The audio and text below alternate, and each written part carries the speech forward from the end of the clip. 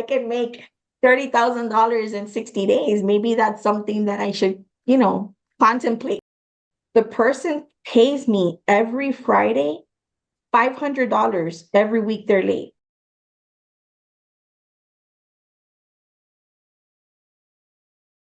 Welcome, Lorena. Thank you for having me. How are you doing? Thank you. I'm great. I'm great. Better now that you joined. We get to catch up. It's been about a month or so, maybe 2 months since we last had a conversation besides text. I know. I mean, I feel like we're always connecting via text, but for sure, it gets so busy and we're always just trying to keep things moving, but I'm happy that we're always able to connect. For sure. For sure. So for me, right now, I'm an owners club. So another owners club member, we're working on a deal in the middle of Houston, the Heights. I don't know if you know. You're from North Carolina? No, I'm in Miami. Miami. Okay. I don't know why I'm Yeah. thinking Carolina. So one of the owners club, we're working on the Morby method. So we've had to go Nice. back and forth with the sellers. They're investors. They went to flip it. The house is on a very busy corner. So all the buyers have backed out because it's too busy. So we're Okay. looking to make it into co-living, not sober living, just co-living in the Heights. Yeah. And be able to get more. Right now it's a 3 bedroom, 2.5 bath. So we're looking to make it into like 8 bedrooms. Nice. Have you found in your co-living options, right? I know you have, Airbnb and you have sober living, but have you found it to be more uh, feasible to do multiple beds in one room versus one? It so it depends. For sober living, yes, Right. that because their choices are a little more limited and their funds are limited as well. I Correct. haven't done any other co-living that way, but I think PadSplit is one per bedroom. If you can do Airbnb, if you're trying to move it faster, then one per bedroom. But if you have enough rooms, you can I think, do some full bedrooms and then some shared. Yeah. I've definitely seen a high demand in our property in Baytown for, a couple of beds in the bedroom, in the rooms. So like we are planning on, we have one of our bedrooms in the first floor, which is, it happens to be a master. So we already have two beds in that one, and that one's always rented. I mean, in our rooms are renting quickly, but there definitely has been a higher demand for rooms that have two beds. So we're planning on adding second beds to some of the rooms. Luckily, they're very spacious, so we have opportunities for that. Interesting. Is that families that are running it that way or couples? It was not I couples. It's not couples, but what it is, Baytown is in an industrial area. Hmm. So a lot of times there's coworkers. So yes, they have limited funds, but when there's more than one person in the room, like our rooms can accommodate two people for the rent. But if there's two, the master bedroom that has the second bed right now, it is a couple and an infant, right? And I know I have another mom, a single mom with her younger daughter that is staying in our master bedroom upstairs.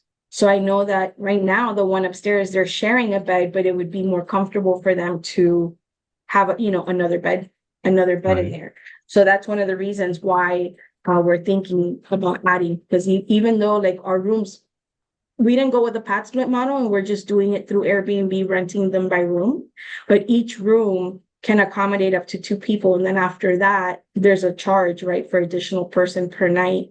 And we can definitely make the accommodations as long as, they're covered financially. So I think that's what I love about me being able to run and operate the rules of the house, because I don't have to limit it to one person. Yeah, for sure. Yeah. The, I know PadSplit doesn't advertise in Baytown. They'll run it for you, but they don't advertise there. The word spread out is limited if you use PadSplit. But that's good. So Yeah. most of these people have asked you through Airbnb if they can add more bedrooms or Yeah, I mean they've beds, asked excuse me. me if I can have, if there's more than one bed, because originally that property was operating as a sober living. Right. So all of the rooms had two beds, but then as we pivoted, we removed beds, right, from the rooms. However, there has been that demand. So I've lost people not coming in because there's not a secondary bed, and we're in an industrial area. So they rather be in a place where there's two beds. I did have two gentlemen that came in last week and they asked me, about the bed situation. I said, well, I only have one full-size bed in that bedroom. He's like, oh, well, can we take an air mattress? And I said, you're more than welcome to bring one. We can accommodate two people in the room. If you're comfortable with that, I'm okay with you bringing it in. So, but I know that obviously I would prefer them not bringing an air mattress and I'd be able to provide the bed and then just, be able to host it that way. Yeah, that's interesting because when I worked in the plants, we had that option. Usually, I'd go to a hotel, but sometimes a per diem wouldn't be enough, so we would share a hotel room. But if I was going to rent out an Airbnb, I would try to get my own room. What are you charging a night right now? Well, right now the standard bedrooms are going for $30 a night Hmm. and the masters are going for 35 Okay. a night. And the majority of the rentals that I'm getting are a minimum of 1 week. So I don't have anything that's less than a week, very rare. So, and then in addition to that, I do have two long-term rentals. So they're renting on a monthly basis. So, that secures it as well. So I have uh the two master bedrooms are rented through the end of the year. And then I have actually somebody that's coming in and renting the entire house for a family event Yeah. for the holiday week, which I recall, I think I mentioned that to you. That was my first full house of rent. So the folks that are there understand that they have to leave for the holiday week, but that the house would be available starting January again. So they're planning on coming back. So that's great, and the opportunity is like I block off the dates for the long-term rentals because they either pay weekly or they pay monthly, right? So I just block off the dates, but we've already had the discussion of how long they're planning on staying there. So, and as long as they meet the payment criterias of when they're supposed to pay, then that makes it just flexible for them and then easy for me not having to continue turning that room. They're kind of taking care of it on their own. Awesome. So have you done all your bookings to Airbnb to start off, and then have you changed any to direct bookings after their 1 week or after a month? Well, I'll be completely honest with you. I've actually thought about changing them and we've had the conversation with the long-term rentals. However, I really do like the Airbnb platform. Hmm. So we're just going to strictly stay on that because it just makes it easier for me to manage everything in one centralized location. Right. With communication, with the support that they provide, etc. I know I could get more for direct bookings and not having to go through the platform, but essentially, I want something that's going to make my life easier and more protected than having to be dealing with the additional work. Makes sense. Also, since you're remote in Miami, it's a little more. Thank God I have you and I have thank God I have you and I have our other business partners in the area that kind of like, they help and support us. And, sometimes even one of our business partners that's in Gator, she's a top tier TC, but she's our top tier TC, right? But her husband has done so much work in the house. Like every time I need something, he just goes and he takes care of it. Now I have a handyman that's there as well, so I have somebody repairing our fence this week. And then I have a housekeeper that is constantly there just taking care of it. And I've really been able to connect with the right people, which is great. Obviously, I've connected with a lot of people, but then I just kind of stick to the core that has really been able to add essential value to the business and that I can connect with and just get things done, right? Because I don't like to sit on things. I just like to keep moving. And, the people that I work with, they're very flexible and always trying to help. So like I have our cleaning lady, she started sending me all these different types of Airbnb listings and recommendations yesterday of things that I can add to my listings as well. I know you've done that as well, but that's great. She's like, hey, I think you need some updated pictures. So when I turn the room, I can go ahead and take updated pictures for you, so they're just really willing to work with us. And it's amazing, right? It's just really the dynamics are really good and nice and we try to help each other out and that's what it is. It's all about, your own communities. I feel like I have my little community in Baytown, even though I'm all the way on the other side of the country. Hey, that's awesome. That's Yeah. awesome that they're proactive that way and they're helping you out to get ideas and they kind of feel like ownership. So then you know they're Yeah, going to take better care of it than just being an employee that is just there for the funds and then walks away. yeah, absolutely. And like our housekeeper, we have another property in Pasadena, and our other partner manages that one, right? And that one is definitely that one's on the PadSplit platform. But I reached out to him and our partner, Jace, who's our TC, and I said, hey, listen, I've been working with this housekeeper for a little over a month now, and she's incredible. So if you guys want to try her out for the property in Pasadena, let me know. So they literally just reached out to her this week because we had a checkout. So they're like, hey, we have somebody checking out. Maybe she wants to come in and we can try her out at the property. So that's what we're doing. And it's super exciting. Fantastic, fantastic. How's your Pasadena property doing? Is that one filled up, or is PadSplit working for there? It is working for there. We are planning on adding, we have a detached garage on that property. Hmm. So we're planning on converting that into like a one-bedroom studio. The property is completely occupied, which is great because there's a lot of like changes with the PadSplit billing. There has been some changes that now they charge like the first 10 days of the rent. So depending on how quickly the Hmm. turnover on those properties. So we're still trying to modify that. And of course, our agreements had also been we had to have a certain amount of money in a war chest in case of any emergencies. And I think that since it was our first property, we really put a lot of money in the war chest. So I think we're at that point where we're like, I think we can start cutting that, stopping the war chest funds because we have plenty in there, and then we can go ahead and um, use some of those funds to go ahead and do the addition, for the detached garage. So it's working great, but we have also considered possibly doing like the co-living, not necessarily through the PadSplit model on there and I really like that because you're able to really set the rules. You can have a couple in a house. So depending on the sizes of the house, right? But you can have like a single parent with a child in those rooms. And I like the opportunity of being able to help people. So sometimes just a single room is not what people need. In an emergency situation, sometimes there's more than one person that's affected. So I Right. like the opportunity of being able to be a quick solution and a quick resolution, or whether it's temporary or permanent or whatever for a family, or for someone. So I think that's just where we're at with that property. Awesome. Awesome. Yeah. I need to get that address from you, see where that one's at, if just in case it is close Yeah. enough to our sober living one. If we start getting too many people, maybe we can, if it's close enough, we can probably shift it to like an expansion. Yeah, absolutely. I mean, it's definitely something that we can discuss. And that was a 3-2, and it's converted to a 5-2, right? It has one of the master bedrooms, and then once we have that addition in the detached garage, then that'll be a 6-3, right? But obviously the garage will be at a bigger unit, right? Yeah, So it'll be awesome. at a premium. Cool. Yeah, for sure. And we're Nice. we're trying to see. I started looking at some properties like a couple days ago to see how we can get possibly into another property in the area.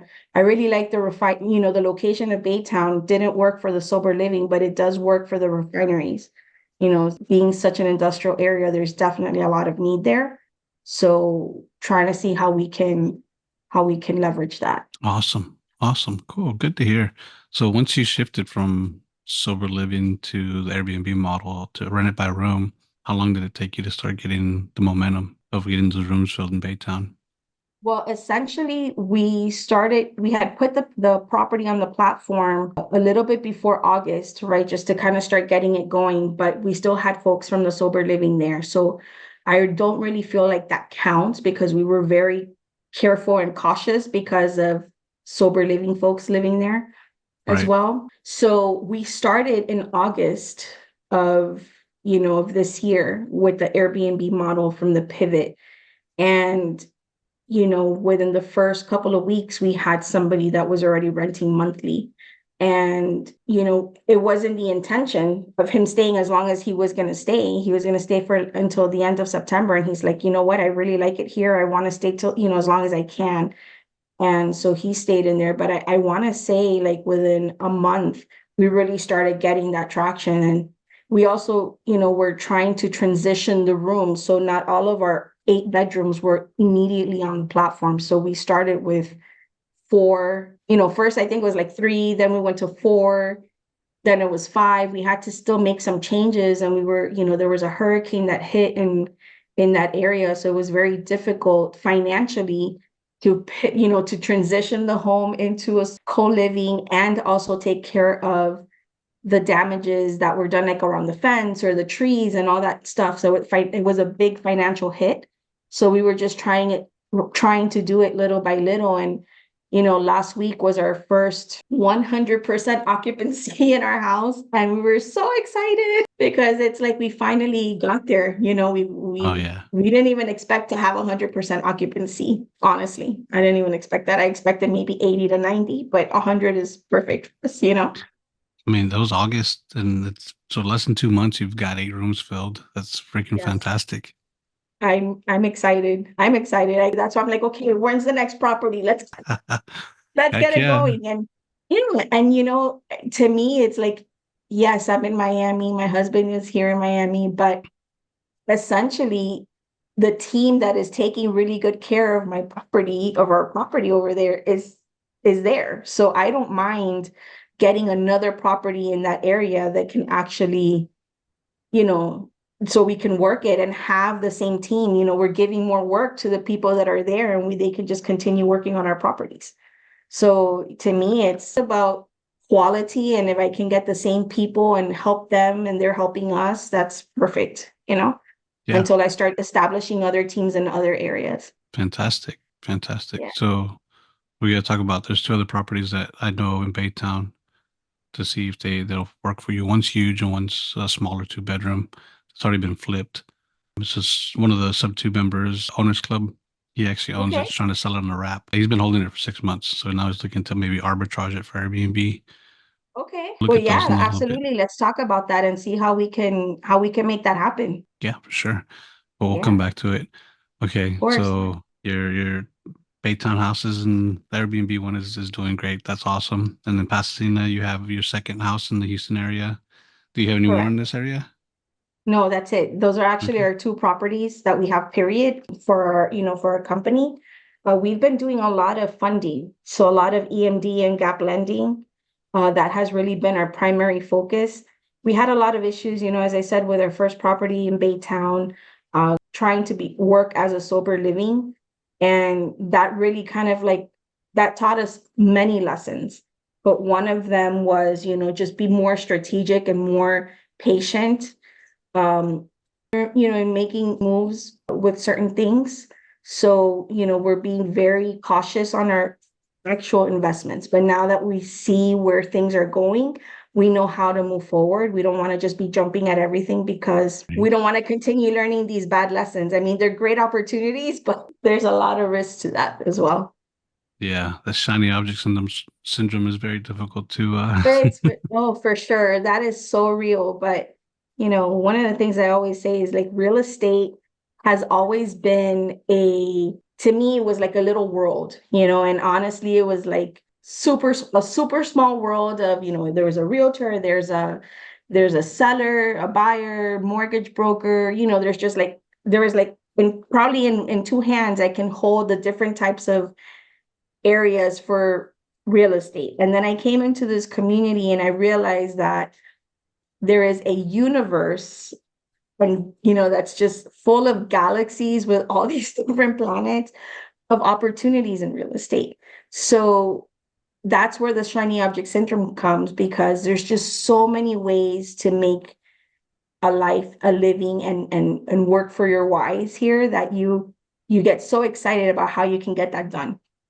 And our passion of being able to help people, we also feel to give opportunities to people to work together and make things happen, right? But we also have to that was also part of our shiny object syndrome, is like, okay, you want to do this and we have the opportunity for you to make it happen. Let's work together and move forward and run this, right? But then there are certain things that we need to require from those partnerships, right? So like to me, I can no longer move in that direction of just, okay, you want to make it happen and I have this opportunity, let's move forward. I really need to do, I've learned, right? A lot is to really vet the people that you're working with, really understand who they are, really don't just jump on it quickly. This is your life, your money, plus other people's lives and money that you're lives really that you're putting your at stake here, and you just want to make sure that you're working with the right people. So yeah, shiny object syndrome is real, and you just have to know how to make the right decisions with everything jumping your way. Right, right. Yeah, and Pace put up this community. It's been wonderful. It's been great. I officially joined Sub 2, I think a month ago. Oh my goodness, congratulations. I Thank love it. You were you. in the owners club before you became sub two. Yeah, Gator and then Owners Club and then And Sub Gator, 2. yeah. That's just the way we gotta do it. Congratulations. I love it. Thank you. Thank you. Yeah, the community is awesome, and just got to thank Pace so much for all the that he gives and the communities that he's put together to be able to make things help work out when they don't work out and be able to reach out to somebody and Absolutely. pivot. Because I think Eric Williams is the one that connected us. Is that right? I think so. I believe it was Eric, yeah. Yeah, I've never met him in person. We've only talked through text as That, well. that's the beauty of this community. It's like I reached out, I'm like, I need help. And I didn't even know Eric. Like, I need help. I'm having this huge issue. I need support. And people just kept talk to this person. And then that person's like, no, you need to talk to this person. And then I've really been able to hone in, like I said, on people like you that are so supportive, add so much value. I feel like I owe my life to, right? Because you were really able to help us and guide us through such crucial moments with our property in Baytown. And I'm so eternally grateful for that. Girl, I just want to make sure that you know that. And I will never forget the support that you had given us at that point and that you continue to give us. I mean, you're a true champ, and I appreciate that. Thank you. I don't feel like I did anything besides just kind of point you in the right direction. And that was a lot. That was a lot. Trust me. You were the person who got us into Airbnb. And look, that is what our property is working as, right? We're renting it by room through Airbnb, and within 2 months, like you said, it's 100% occupied when we've had it operational essentially since December of 2023 with only 3 people from December till the end of July, right? Yeah, And that's crazy. it's crazy. And that's the thing, is because we really believed in it and we really know what we can do with it. You're right. So I learned, don't leave anybody in charge of operations of your business. You need to be 100% involved in what you're doing, right? That I definitely learned. And so when we're seeing that we spent all this money because other people, but essentially, if there's only 3 people staying in the house, how are we paying our mortgage? Yeah, for Right? sure. And the 3 people that stayed there only paid, from the 3 people that were there, they only paid less than a month of rent for their rooms. And that's 7 months, Yeah, right? That we paid mortgage plus the holding cost of when we purchased the house in October and renovated it and spend money to repair the house and bring it up to where we wanted it to be for a sober living. So we've bled. We didn't want to lose our investment. My husband right, kept right. saying, is like, I think we just have to let it go. We just have to let it go. And I'm like, just give it a chance. It's gonna happen. It's gonna happen.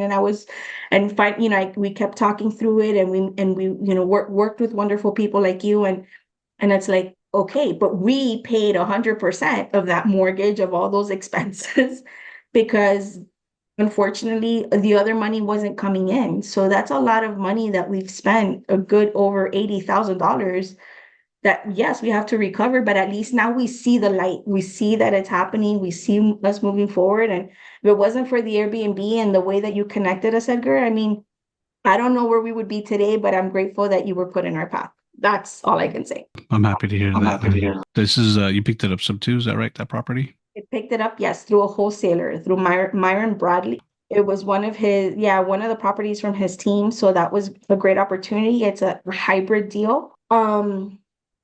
So yeah, we saw it and we're like, oh, it's only 30 minutes away from the Pasadena property. We already have folks there.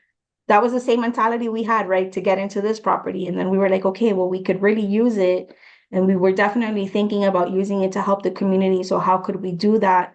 And originally we did think about PadSplit because that's the model that we were using for Pasadena, but then we realized that that wasn't going to work, right? And then we were like, okay, well, let's do the sober living after we had had the conversation with the previous operator of the property. So we decided to move forward with a sober living model for that property because there was plenty of space and a lot of opportunity there. And then, of course, that pivoted and now it's working well for the co-living. And we're super excited and we're planning on investing more on that property to really make it an amazing space for the people that are staying there. And we're adding value as well. So that's going to help a lot. Awesome. So when you bought it, sub two, you already had your exit strategy was pad split co-living, and then you shifted to sober living, and then the Airbnb. Correct. We already had when we were thinking PadSplit, we already had the property under contract, right? And then we ended up speaking with the operator of sober living because our connection with the operator at that time, everything was like, yes. And I'm like, okay, this is the address, this is the information. Let us know if this is going to work. What are your thoughts? Because we have no experience. We're like, we're providing the house and we'd be happy to set it up to work as that. You just need to let us know what needs to happen to make it operational. And so we did everything that we were told that we needed to do. And so we pivoted. We're like, okay, it's not going to work as that. So by the time that we closed on the property, right, because we're like, okay, it's going to work at this way. So yes, let's move forward. We're not going to cancel anything. We're going to get the property. We're going to go ahead and put it on sober living.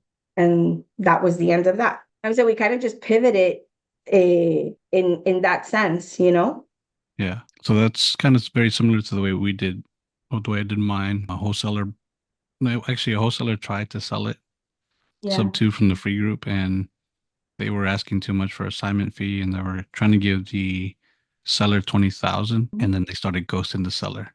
So it's not somebody from the community, somebody from the free group, and then another agent that happened to be working with an agent that I was teaching this to, brought it to them and let me know about it, and I was able to give the seller her $4,000, and then there was no assignment fee. So from the entry fee going from 40,000 to 4,000 plus closing costs was a big difference, and I Wow. was able to make it work.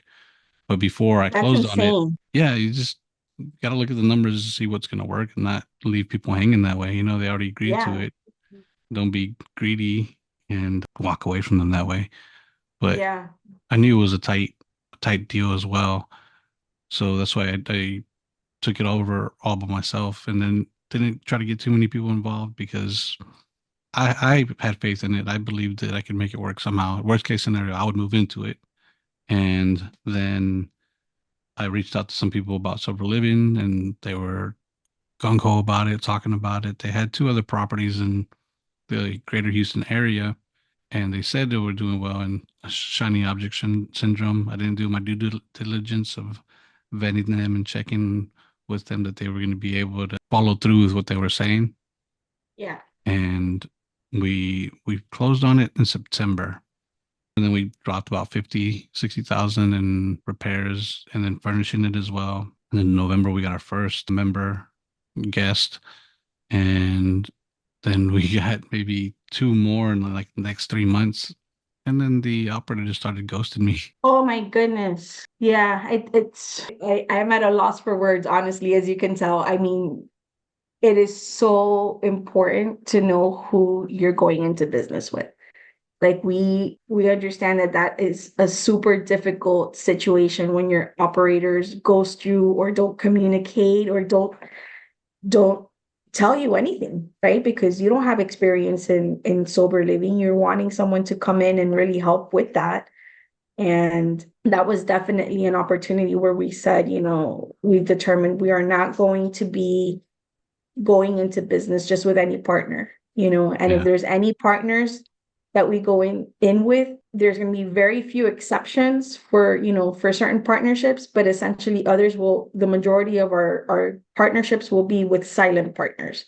Like it'll be like, you can fund us and you can and get money, but I really need to just have full control of the operations to be able to make decisions and not have to be waiting on somebody, you know what I mean, on somebody else. Like I'd rather just have silent partners for the majority of for our things that we're going to be working on. It was a tough lesson, and I'm sorry you had to go through that. Thank you. Another thing though is like the construction cost is like, okay, I can pay for this on cards. I have business credit, 12 months interest free, whatnot. And the contractor they had been talking about, they wanted to also get into investing.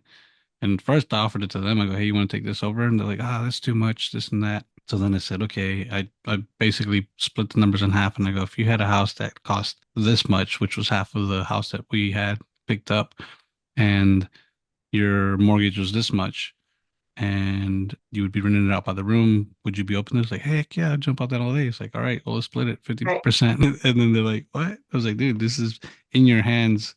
This is being delivered to you in a nice little package.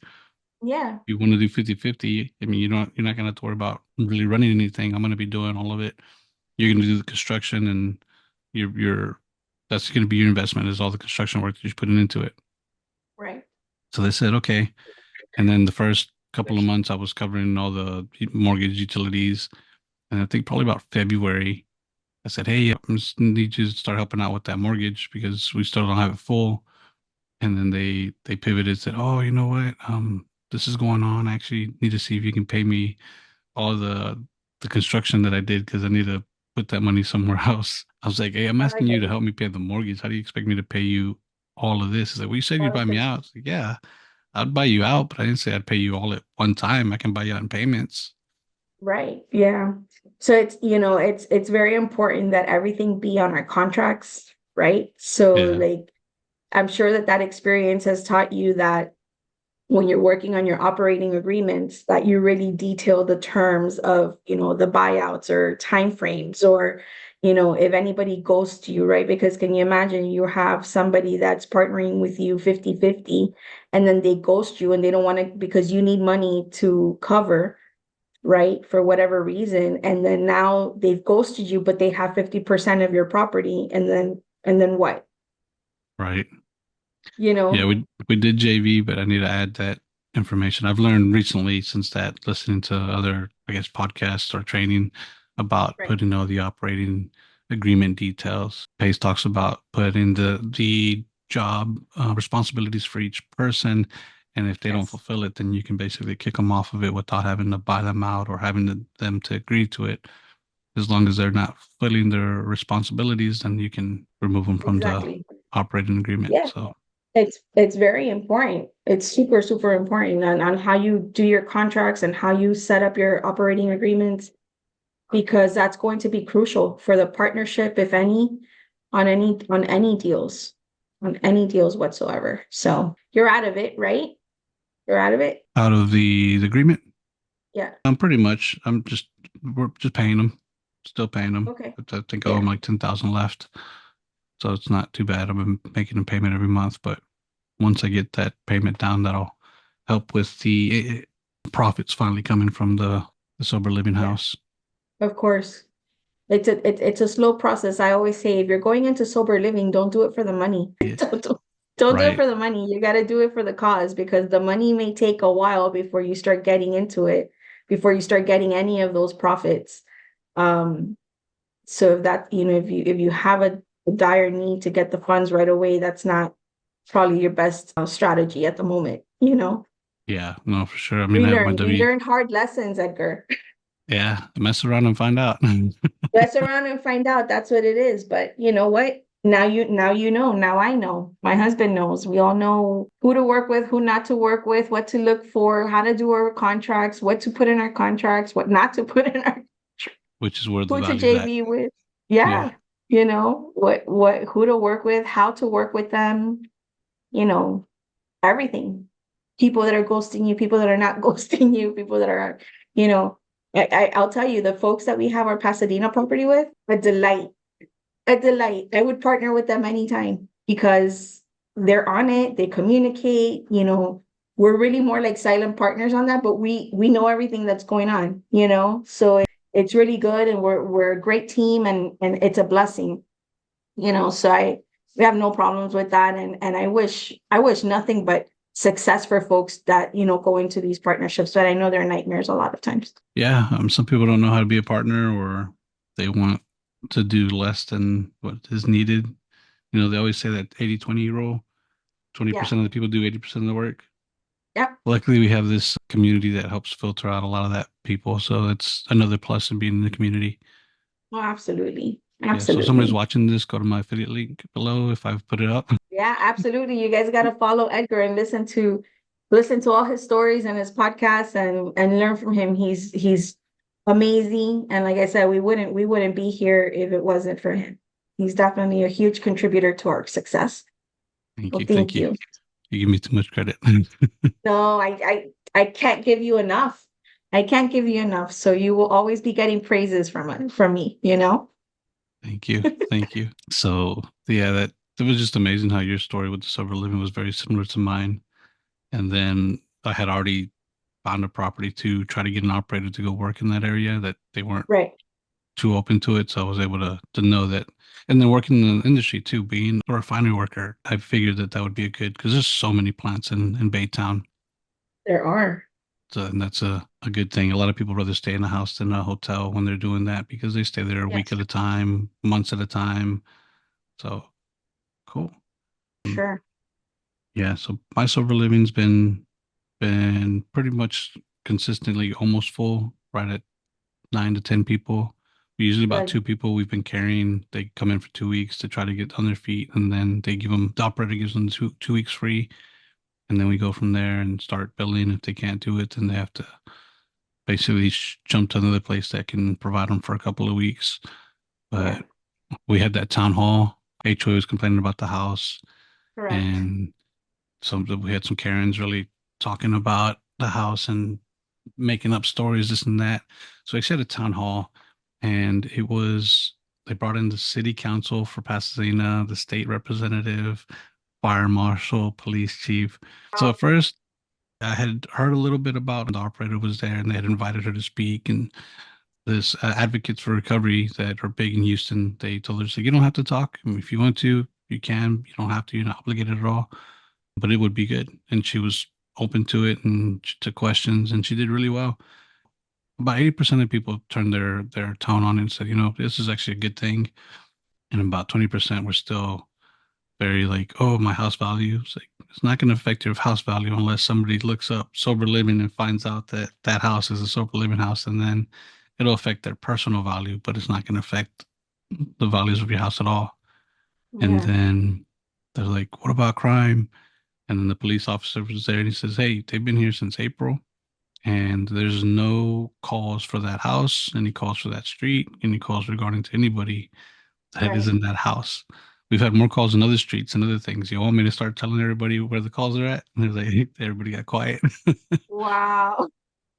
Look at your dirty laundry. Not Don't look everybody at me. has the same mindset, right? Not everybody, a lot of people are just looking out for themselves, and what goes around comes around, Edgar. I know you're super, it's awesome to know that you're able to help so many people, that you're having your house occupied, and that these Karens, like you say, didn't impact you, right, in a negative way. It only helped you to, what I feel, because people are really out there to make a difference. There are people out there to make a difference and support this. Yeah, for sure.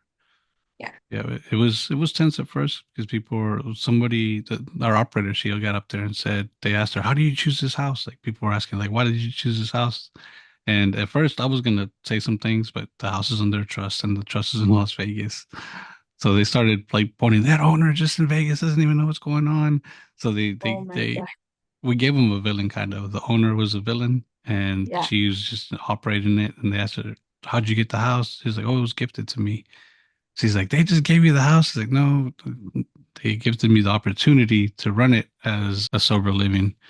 And she's like, well, why'd you pick that house? Like, it just came to me. It's not something I went looking for. It's something that happened. And they said, we were blessed with it. And then one of the people there said, "But you didn't bless us with your presence." My gosh, how are these people really impacting you people? You Yeah. know? And then somebody said they were talking. Somebody said, "Yeah, they try to bring a sexual offender into that house." And then the police chief, or I don't remember who it was, but like, no, no, no, no, don't say that. That's not right. That was on a different street, a different house. This is how y'all spread rumors. They have nothing to do with sexual offenders. And then the operator says, no, we don't allow sexual offenders. My children go to the house there consistently. The other operator has a daughter. She's there as well. And we don't have sexual offenders because I don't want my kids around them. So anybody that's in the house is going to be vetted and my kids will be around them. Yeah. So a lot of the masses, what are they, criminals? It's like, yeah, they're criminals, but they've done their time. Their Trying to next rebuild their chance. lives. Yeah. Yeah, So, I mean, she goes, I have a criminal record and I'm up here talking. These people have learned their lesson. They're doing things to better themselves. And exactly. then a lot of them stay quiet. And then again, the police officer said, yeah, there's no calls on them, but we know they're there.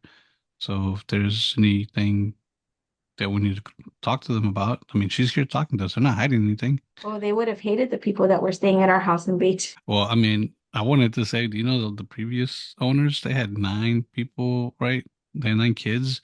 One of the neighbors told me they had 22 people living there at one time. Wow. And then, And they're complaining about your group.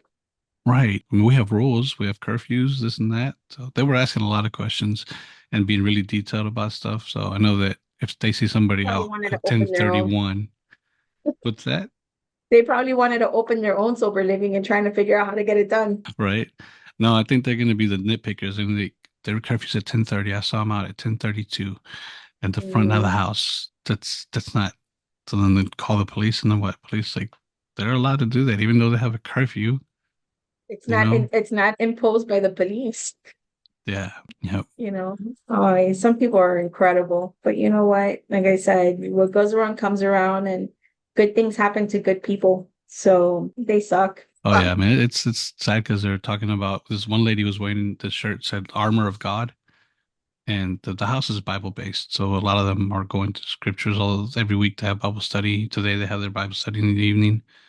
And they were saying something, and then one of the guys got up. He goes, "Look, I'm the house manager. I've been this and that." He goes, "You're wearing a shirt that says armor of God, but everything you're saying, the way you're acting, has is not showing what you're put in there. So I'm not trying to call you out, but what you have on your shirt, you're not representing that you're speaking." And she Yeah. got quiet What quick.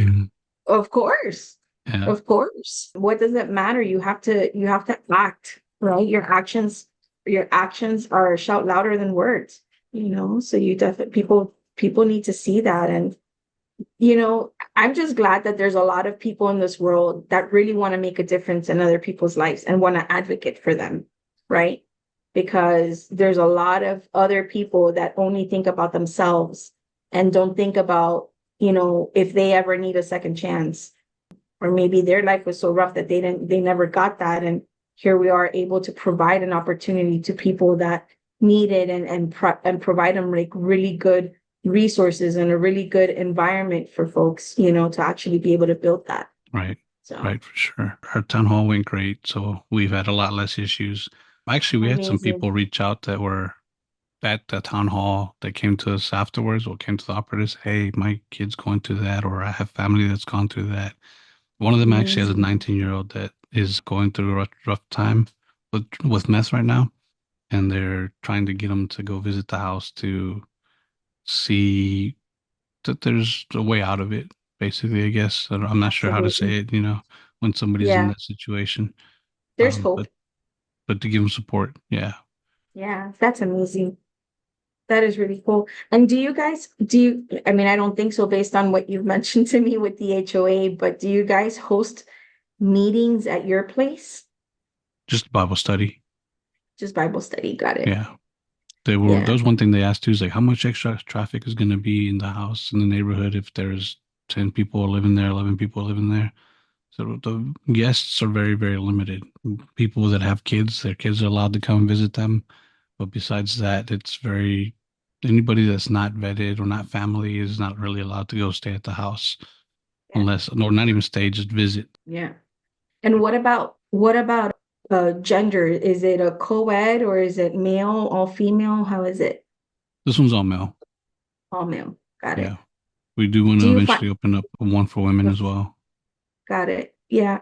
And do you feel that in the area there's a higher need for one versus the other? Well, I think right there, male was needed more because it was just that's the ones that have been coming up. The opportunities, there's already other suburban houses in the area and they're all full, Yeah. but they do need a women's one as well. I know there's a women's one not too far from there, and just gotta find properties that we can make work. Yeah. I was trying to look into an opportunity of doing like a not a foster not a foster home, but like a 24-hour child care management. So it's like a home for kids that don't have parents, but it's managed by people like workers. They actually come in and they rotate shifts and stuff like that. You don't have like parents that are living in there. Does that make Right. sense? Kind of like a foster house. Like a foster house, yeah. I'm gonna say more like an orphanage. Right. Orphanage. Right? Because kids can be there, but then the staff is the one that changes on shifts, but there's always supervision in the home. So I was looking into that, and actually there was a moment where we actually tried to see if we could pivot before going into Airbnb, possibly pivoting into that Baytown house, pivoting into that. However, there's a lot of, the zoning has to be appropriate for that. It has to be like a commercial zoning business, something like that. And then you also have to have the fire system installed in the property. So you need to Yeah. have like the sprinkler system installed, and there's a lot of rules for that. So I was like, okay, well, that's not going to work because we're not we don't have the zoning and we don't have all that, and we don't have the money to really even put in the system in the house. But I thought it would be a great opportunity because the house is so big. And that is really something that's close to my heart. I want to be able to help kids that don't have families or those that are aging out. So it'll probably be one of our future, very near projects in the very near future here in South Florida. That one I Uh, want definitely closer to us. Send me a message on that so I can save it in the notes for you because there's I think two owner club members that have what's called the Pace has given us a Mount Everest or not given us, but he's told us our goal to set called the Mount Everest, and Yeah. they want to house like teenage orphans and basically do a house for that, and then also another one that wants to do for exactly what you're talking about. So there's Got two it. people there that you can already have a connection with to help with and see how far along they are that you Yeah, can help that would be, support. of course. Yeah, yeah, yeah. I definitely want to do that. And we would just want to help. We want to help. And, yes, it's a business, right? But as long everything that we've been told and that we've been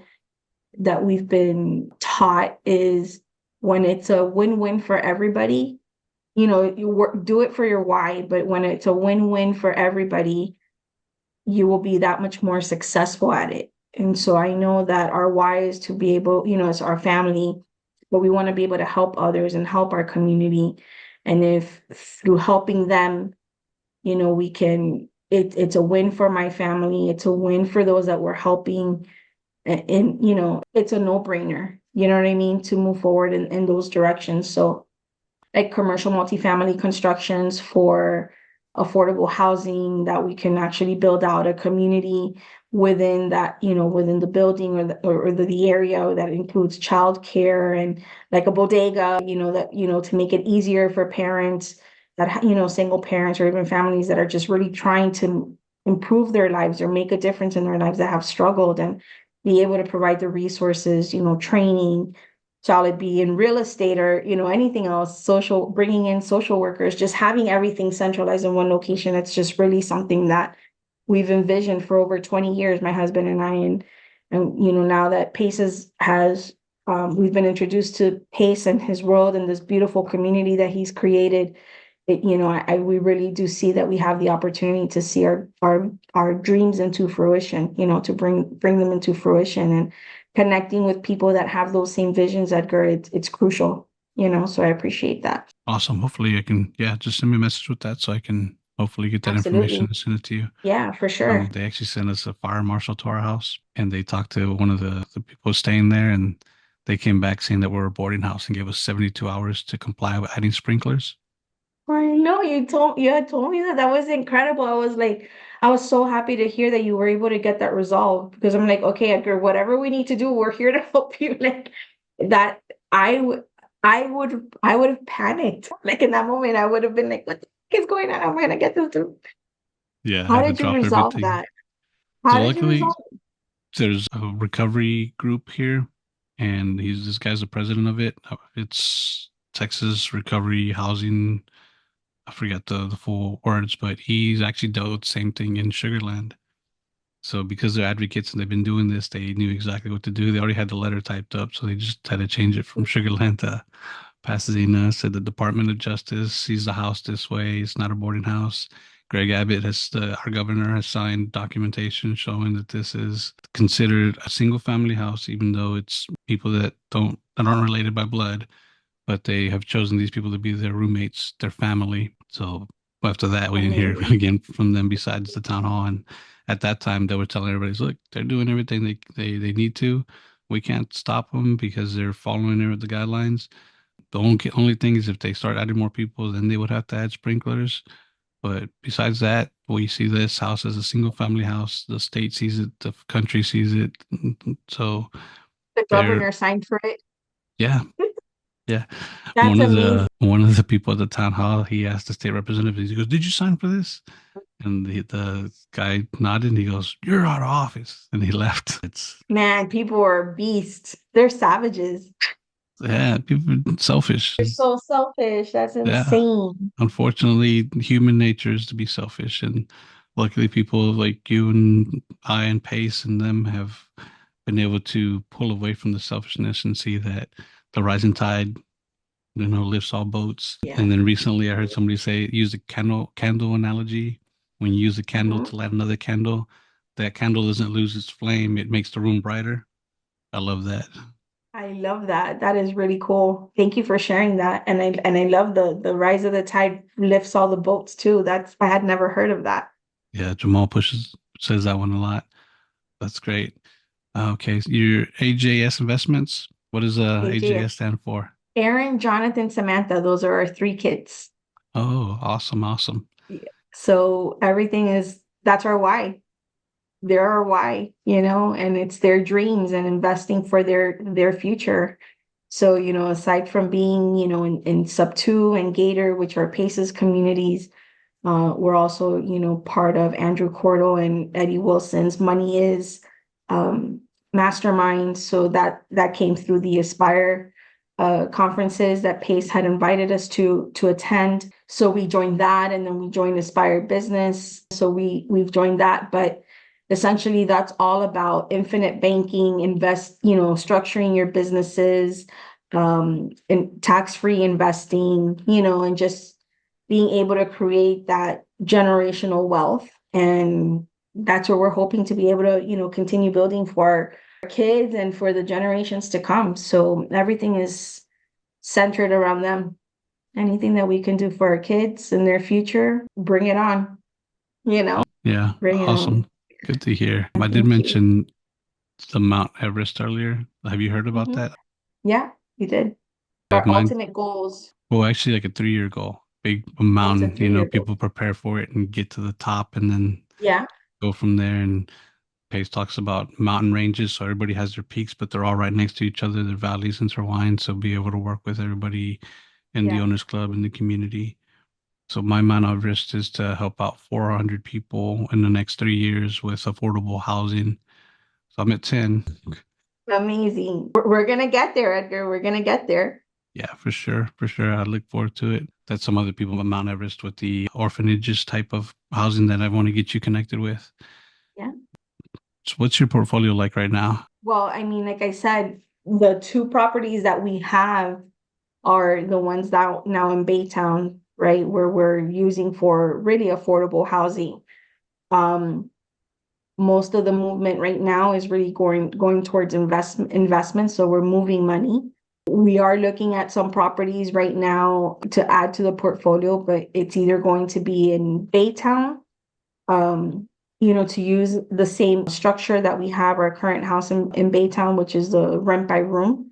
You know, I don't want to put it in PadSplit. I want to manage it myself, which is great. And then I want to also target in Ohio. We're taking a look at a couple of properties in Ohio to do affordable housing there, right? Because everything that we do is community driven, so affordable housing and group homes. That's what we buy for. So we want to put, we have somebody on boots on the ground in Ohio that can actually help us with, looking at the properties. He's a realtor, so he gives us a lot of the insights on the areas, et cetera. And he's very familiar with the Section 8 and Eden programs, which Eden is very similar to Section 8, sometimes even better in some circumstances. So that's what we want to build our portfolio and continue building our portfolio in, is just, affordable housing and group homes. Amazing. So Yeah. if somebody's Yeah. watching this and you have connections in Ohio, how can they get a hold of Lorena? Yeah, so you can reach out to me at lorena@ajsdreams.com. You can find me on, social media, Lorena Ortiz _REI, real estate investor. And I'm here for whatever. Just reach out to Edgar and he'll connect you with me. He's amazing, and you definitely want to have him on your side. So if you're looking to make a difference, make sure to follow him and listen to his podcast, because he brings a lot of value to the community. So you have 2 houses. I'm surprised that you don't have any in the Miami area or closer to home. You did it all remote. Oh, good. I know we like the bigger challenges. Honestly, South Florida is a very tough market to get into. The pricing here in Miami are ridiculously expensive. So, and just to give you an idea, our house here is 3,000 square feet. Yes, it's a 6'4" house. It is in a nice community. However, realtors in our area are trying to see if we would obviously sell our house. Number one, and number two, see if we even want to rent our house, because just the rental for our property can go anywhere between $12,000 to $15,000 a month. Wow. That's incredible, right? And Oh, and yeah. it's very enticing. Honestly, it's very enticing. But the rates here in Miami, it's crazy to get a condo. I mean, the market is a little stable right now, especially with the interest rate starting to go down a little bit. But to get a condo, a 2-bedroom, 2-bathroom condo in a decent area here in Miami, you're talking about $350,000, and like 900 square feet. We're not talking about a big spot. If Yeah. you're looking at a 1-bedroom, 1-bathroom in downtown Miami, you're looking at possibly close to $1 million for a 1-1. Wow. Houses in really bad neighborhoods that they're trying to pivot them, right? They're trying to change the dynamics of the areas, but new constructions, yes, in those really bad areas are starting like at $500,000. So imagine that. So it's really insane how the pricing here for properties are in South Florida. People are leaving the area because it's becoming too costly. So I'm hoping that will help us. But at the same time, they want to get a lot of money, because a lot of people are paying. People are paying the numbers. So Right. when you're trying to get into a property creatively, it's not that easy. I'm not saying it's impossible, but you really need to know how to close it here, Yeah. because it's not an easy market. A lot of people can get very skeptical when it comes to creative offers, not seller financing, but subject to, Right. or those types of hybrid deals. But essentially, I'm hoping there's actually a mom at my son's school that I connected with this week. And she told me that she's in the process of selling her townhouse in Homestead, which is about 25 minutes from where we live. And I spoke to her, I pitched her sub 2 in our conversation, and she's like, wait a second, you can give me more money than my seller is, than my realtor is asking for the house. And I said, yeah, I can do that. I can totally do that. To me, it's the term. So if you're interested, we want to talk or whatever, let's sit down, look at your numbers, and you tell me what is it that you need, and maybe we can take care of you. And her circumstances are very interesting, right? Because she's moving in with her parents, because once again, her husband's hardly ever there. He's a firefighter. She has her son, and her parents can't afford their place. So she's going to come in to try to help them, with that. and she's going to be going to school. So there's a lot of needs there that I feel that I can really help her. And maybe that's her first property in South Florida, maybe. So, but it's hard. South Florida is hard. And trust me, as soon as I'm able to get into it, like I definitely want to be able to do that. It's our market. It's our market. We just haven't been able to really get anything in here that we Right. really want, Yeah. Cost of but entry. the Okay. cost of entry is just way too high. Yeah. Yeah. Okay. Well, And everybody wants $1 million for their homes and they're not worth $1 million, and right. it's like, it's insane, On you terms, know? 100 years. Oh my goodness. Yeah. They want $1 million and they want like cash, like, at least 50% down, like it's insane. So for that, you just get traditional mortgage, a traditional mortgage. Right. Right. You So you know, said you're moving money. Is that a Gator? That's what else you're doing? Yeah. So we do Gator. So we fund investors EMDs.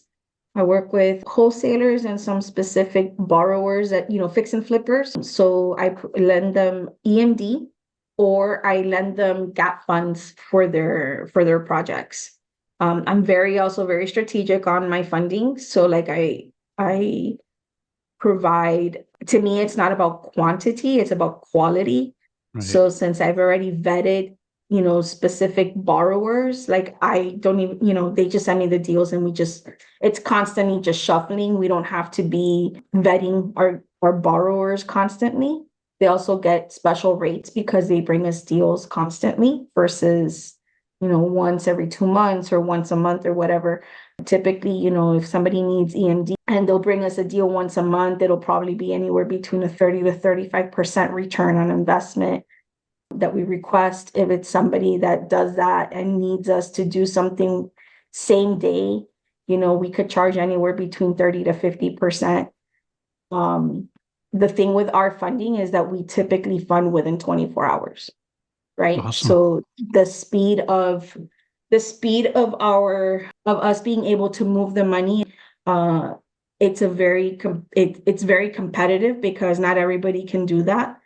And, we have access to funds to be able to do that. And we have people, whether it's our money or using other people's money that want to invest, we partner with others and they loan it, we process all the paperwork, we make sure we bring the borrowers that have already been vetted and support them in deals, and we split, whatever returns 50-50 usually. And there are certain exceptions that will make depending on the need or the request and how difficult it may be to get the funds.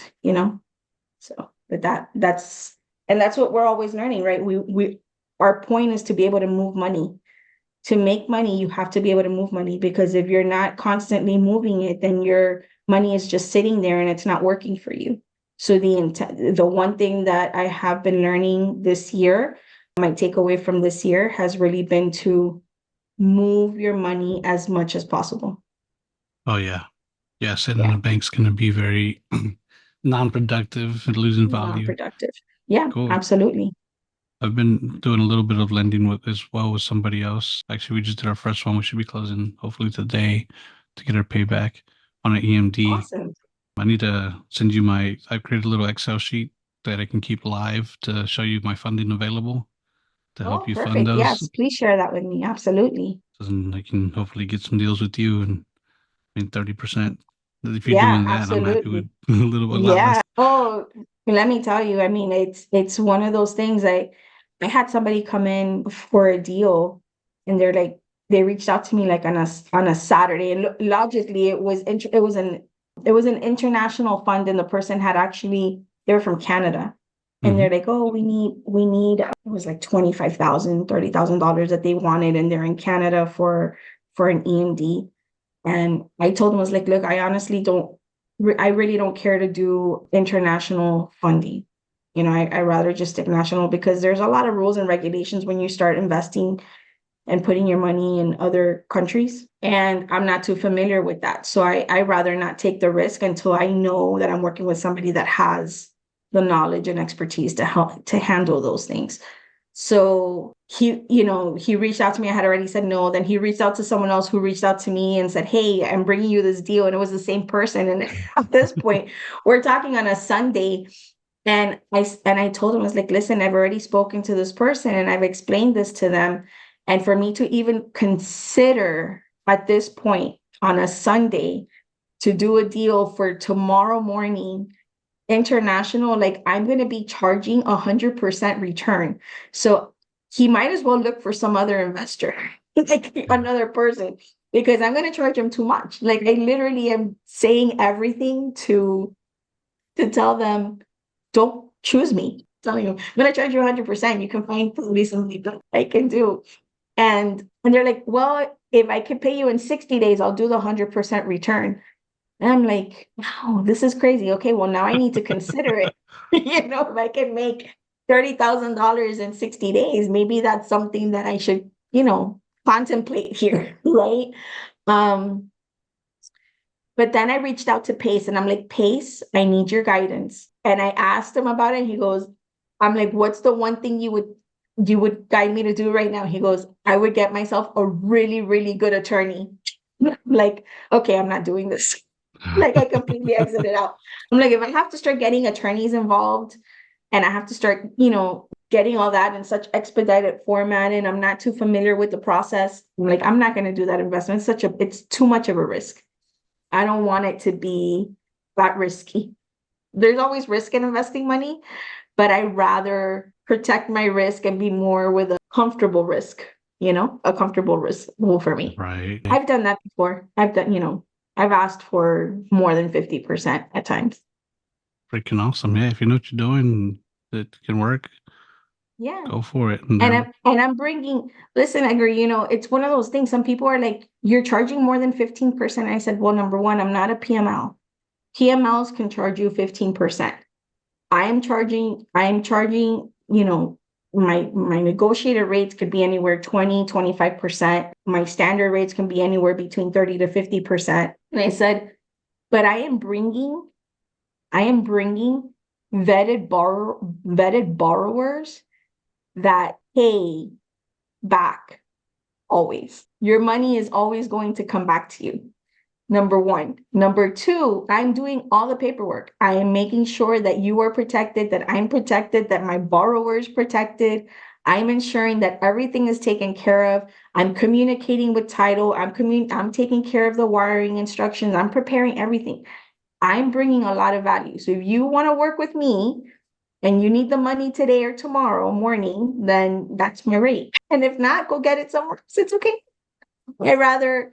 I know what I bring to the table, right? yeah, Between my borrowers and myself and the deals that I can bring, we're worth it. And if someone else can get a better, to me, it's about quality, not quantity. And I will always say that, yeah, for right? sure. I'm not just going to be bringing deals, I would, it's a risk for me to lend money, but can you imagine I have somebody that's lending me like $60,000. I'm loaning someone else $60,000, none of my money, right? I put $0 in there to fund a deal and they're getting paid. They're making a return on their $60,000. And I need to make sure that my person that I'm borrowing money from gets paid. I'm going to take a higher risk by investing somebody else's money. That's not mine, right? If I'm using someone else, I'm protected with my money. Imagine using somebody else's money. I care about my investors. I care about my lenders. I care about my borrowers. And, I'm very protective. So yeah, if I can charge that, I will. I will because I know that I'm going to get you paid and I know that I can get it done. I have somebody that's been late. They had asked for a loan and they've been late and they're communicating. I said, listen, as long as you're communicating with me and I don't have to be chasing my money, I will work with you, right? And luckily these were my funds. However, the person pays me every Friday $500 every week they're late. So this week alone, she sent like over the weekend, she sent me $1,000 to cover her until today. Wow. So I know I'm going to hear from her today about I know she's going to need at least another month, but she'll let me know if she's going to pay me another 500 or another 1,000. She'll let me know payment is coming through, but she's wiring weekly $500 for late fees Wow. without a problem. And I'm like, okay, I'm getting paid in addition to whatever my return is going to be, Yeah. No, that's great. That's very, and I'm very going to get good. my money back, you know? Yeah, and they have plenty of spread that they're going to make it. So it's not like you're taking advantage of them. So that's awesome that you're able to work it Not, that way. you Fantastic. know, I'm like, I will work with you. If you tell me, okay, I can't do $100 a day, and I'm like, and I'm only charging you business days. Like I'm not charging you weekends. I'm charging, I give you a grace period, but after that, this is the fee. And this is because they're a first time borrower. Hmm. And the person, and I'm like, you want to make sure, like, we're very highly involved in the community, and we work in very, even though it's a huge community, we work in small circles. And I'm like, when you least expect it, I'm working with somebody that you're working around on the other end, and I had no idea, and I will find out that you're working with this person. So to me, it's like, you have to understand that as a borrower, it is a bigger risk for you to default on your payment than for me as a lender, because you're going to have a challenge borrowing money in the future if you fail to pay me, right? And of Right. course, I'm more flexible with my borrowers that are bringing deals all the time. And usually I'm more strict on the borrowers the first 5 deals, you know? The first 5 deals is like what is it? Like the Probation period. probation period is Yeah. the first 5 deals, right? But obviously, as I start seeing the first few deals coming through and communication and all that, then I can obviously be a little bit more flexible. And, if they tell me, hey, I can't do 35, can I do 30 or 20, something else? I'll work with you. Like I will work with you because I want consistency, quality, and, I want it to be successful for everybody. But I can't move the money that I lent to this person. You have to realize, right? I don't want to be charging $500 a week. I just want my money back. I just want my money back and obviously the interest. But it was supposed to close like a month ago, a month and a half ago. So the funds that I've lent to this person, I can't fund another project with that money. That money's sitting for me. Right. So I need to, that's why I'm charging, Yep. because Opportunity costs.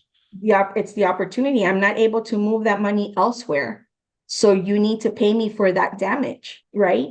So there's some people that I don't even charge a late fee because, they're my borrowers, and I understand the circumstances, but you have to communicate with me, and you have to prove that I can lend you money without having to charge you $500 a week for being late, that you're going to eventually pay me back. So they're figuring it out and they're paying us. I'm happy. I'm happy Cool. because I'm still getting paid. Yeah, that's the way to do it. Put those Yeah. strict those So, guidelines there and follow them. Stick to your guns because when you start deviating, then you start hurting yourself. yeah, and I can't. That's what happened with the property in Baytown. Like a good 8 months of us sacrificing and sacrificing and sacrificing, we lost a lot of money, and now we're in a place where we're okay and we're good. And I know this is going to be amazing, but we can't continue hurting ourselves. This is our business too, right? We're helping others run, be successful by loaning money, making sure that they can get into their deals, that they're able to flip their homes, etc. But you can't hurt me through that process. I have to make money for my home, for my family. That's Right. why I'm in business. Yep. Yep. For So AJS. for AJS, that's right. I There you know, go. awesome. I know you're over your time. I don't. We need to have two other properties to talk to you about Baytown. So let's try to. Let's connect on that. Yeah, that would be awesome. Cool. Yeah, we'll go over those properties and see what we can make happen. Sounds good. Thank you so much, Edgar. Thank you. I appreciate you coming online and catching up. Of course, of course. And let's see if we can get you some names for your podcast. Yeah. Awesome. Awesome. Thank you Okay. so much, Edgar. You're amazing. Thank you. You're amazing too. All right, thank you. Bye Take it bye. easy. Bye.